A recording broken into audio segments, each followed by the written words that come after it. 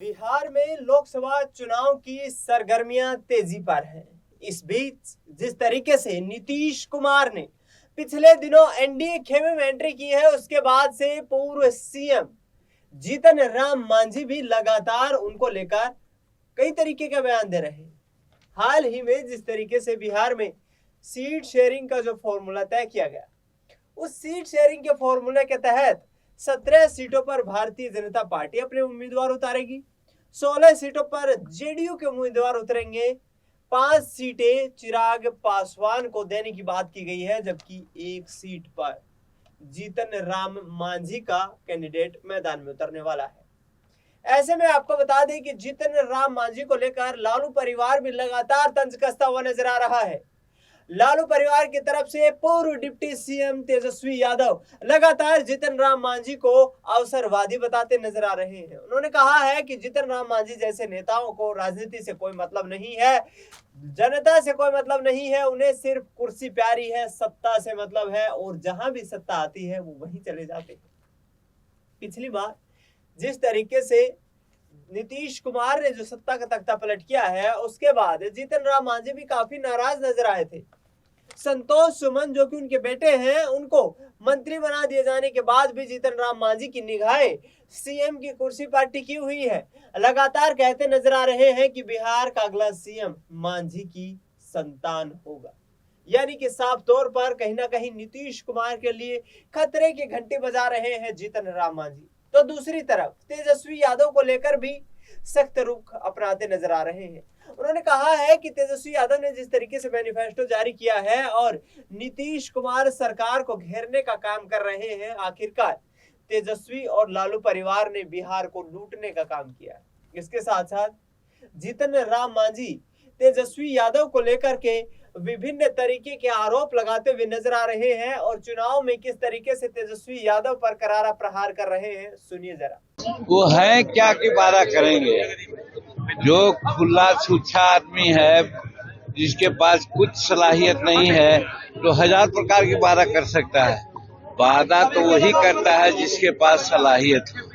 तो न तो एनडी गठबंधन, घमंडिया गठबंधन का कोई भविष्य है और न तो यहाँ इन लोगों का कोई भविष्य है।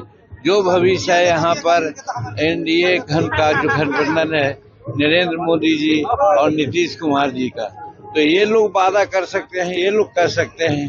वो लोग तो झूठों मूठों अनेक बात बोल सकता है, उसका कोई जनता में प्रभाव नहीं है। तो सुना आपने जीतन राम मांझी जो तेजस्वी यादव को लेकर के करारा हमला करते नजर आ रहे हैं और उनका साफ तौर पर कहना है कि लालू परिवार ने लंबे समय तक बिहार में सिर्फ राज किया है और बिहार में बेरोजगारी बढ़ाने में सबसे बड़ा योगदान उनका है। इसी के साथ साथ जीतन राम मांझी अब चुनाव प्रचार कर रहे हैं। एनडीए के साथ मिलकर के वो प्रधानमंत्री नरेंद्र मोदी की तारीफों के कसीदे भी पढ़ते नजर आ रहे हैं। इस बीच आपको बता दें कि उनको जबरदस्त विरोध का सामना भी करना पड़ रहा है और बिहार में इस वक्त एनडीए के खिलाफ जबरदस्त एंटी इनकम्बेंसी भी दिखाई दे रही है। देखिए किस तरीके से चुनाव प्रचार और वोट की अपील करने गए जीतन राम मांझी को लोगों के सामने विरोध का सामना करना पड़ा।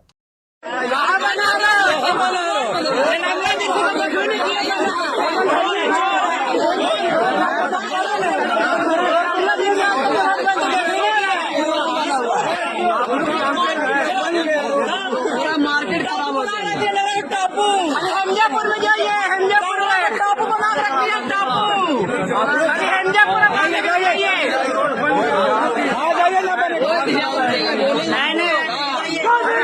तो सुना आपने जीतन राम मांझी जिस तरीके से लोगों से भावुक अपील करते नजर आ रहे हैं कि हम आपके लिए जो आपके अधिकार हैं उनकी लड़ाई लड़ेंगे, आपके हितों की रक्षा करेंगे।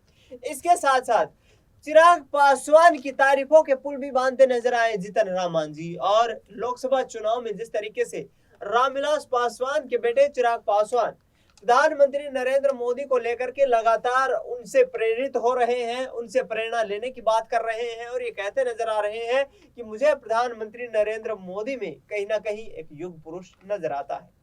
इसी प्रकार से जीतन राम मांझी भी ये कहते नजर आ रहे हैं कि चिराग पासवान बिहार का भविष्य है और आने वाले वक्त में बिहार के मुख्यमंत्री तक की लड़ाई लड़ने वाले। सुनिए क्या कुछ कहते नजर आ रहे हैं जीतन राम मांझी चिराग पासवान को लेकर।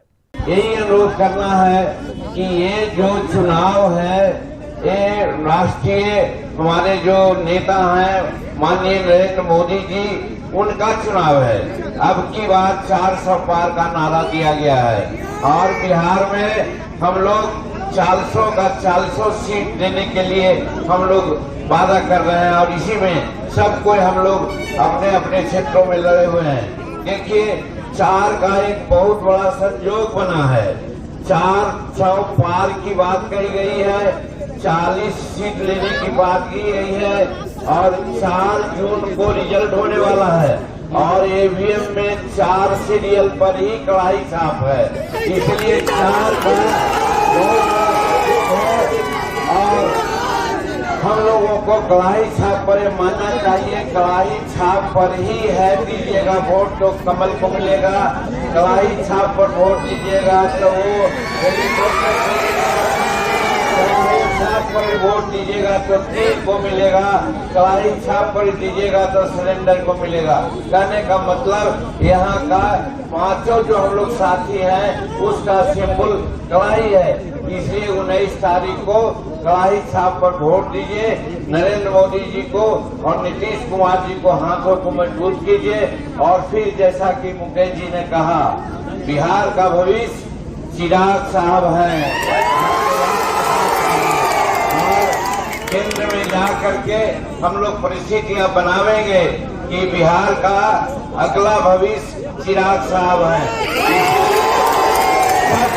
सब लोग जातीय उन्माद में न आकर के कि हमारा फलना जात है नहीं, हम लोग सब एक हो करके बिहार को और हम लोग का भविष्य को देख करके 19 तारीख को आप वोट करेंगे। यही चंद शब्द के साथ हम चिराग पासवान जी से अनुरोध करेंगे कि आप इस सभा को संबोधित करेंगे। सुना आपने जितन राम मांझी को जो ये साफ तौर पर कहते नजर आ रहे हैं कि चिराग पासवान एक उज्जवल भविष्य के नेता हैं और लगातार बिहार के लिए लड़ाई लड़ रहे हैं। हम सब उनके साथ मिलकर के खड़े हैं और बिहार में मजबूती के साथ एनडीए को आगे बढ़ाएंगे और प्रधानमंत्री को एक बार फिर से जो दिल्ली की सत्ता पर काबिज करेंगे। अब देखना ये होगा कि विपक्ष के यहाँ तमाम प्रहारों से घिरी हुई भारतीय जनता पार्टी और एनडीए गठबंधन क्या आगे आने वाले वक्त में दोबारा से बिहार उस तरीके का जन समर्थन इनको देगा और क्या दोबारा से यहाँ मोदी सरकार फिर से सत्ता में काबिज हो पाएगी। फिलहाल इस खबर में इतना ही। देश दुनिया की तमाम बड़ी खबरों के लिए आप देखते रहिए SPN 9।